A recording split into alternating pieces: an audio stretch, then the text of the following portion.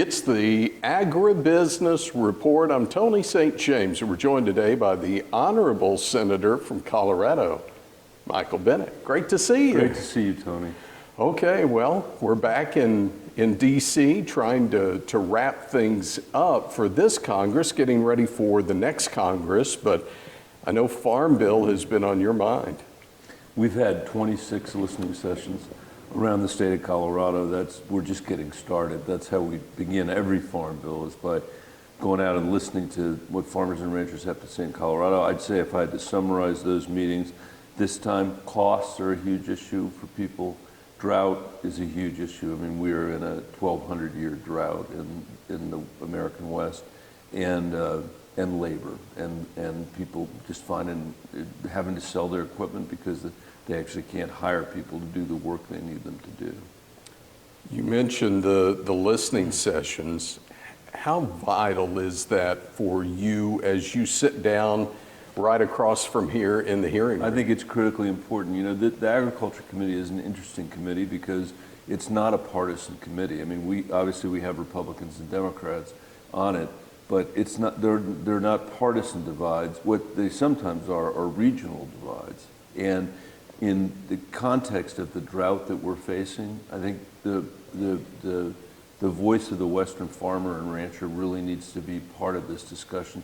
And the way to get that voice is to start with the listening session, so that I can report to my colleagues here that, you know, this isn't just an issue, for example, about water quality anymore. Water quantity is a massive issue for us in the Rocky Mountain West and in the Colorado River Basin. And the credibility of those kind of arguments then lead to things like the creation of the Regional Conservation Partnership Program, for example, as a result of voices that I heard out there. You know, the credibility comes from the ground. It comes from the farmers and ranchers that are just trying to, you know, put themselves in a position to be able to leave something to their kids and to their grandkids.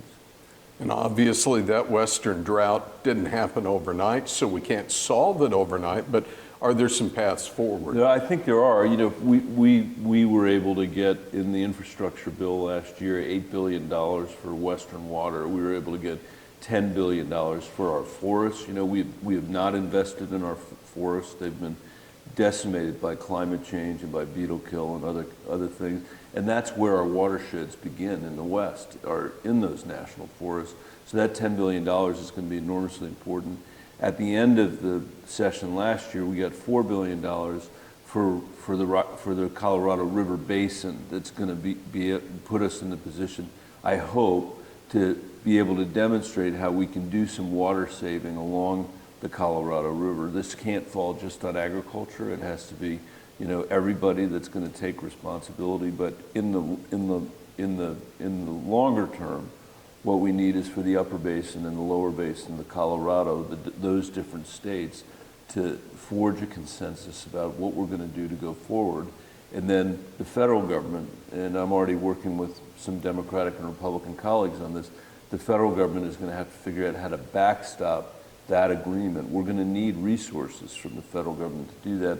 And it's appropriate because we're talking about the future of the entire American West. And we need to have a vision for what this is going to look like a century from now. And that's the work that's really just beginning. You mentioned bipartisan work and working with other states. That really brings me to something I know you've been passionate about, and that's the Workforce Modernization Act. What's the latest on that? The latest is that I've continued to work with a Republican colleague from Idaho, Mike Crapo, to see if we can get something over the finish line. The House passed a bill. We've had a negotiation that's changed the bill in some ways that I think are in some ways better for workers, in some ways better for producers. But we have to get to an agreement, Tony, because if we don't, the labor shortage in farm country is going to be devastating to American agriculture, and we're going to begin losing it. You know, it's going to begin to move to Mexico, to migrate to Mexico. We've seen that with, you know, tree nurseries in California.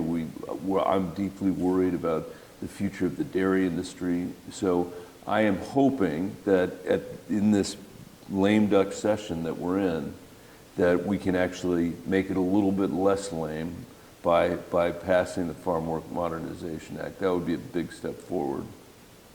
So good to see you. I know this is a busy time as you've got a lot of work to cram into just a few short hours, so best of I luck. appreciate it, Tony. It's great to see you, and you know, I really hope, I believe that this committee is going to do a really good job on the Farm Bill this year. Again, it's the Honorable Michael Bennet, represents Colorado, member of the Senate Ag Committee. From Washington, D.C., I'm Tony St. James. It's the Agribusiness Report.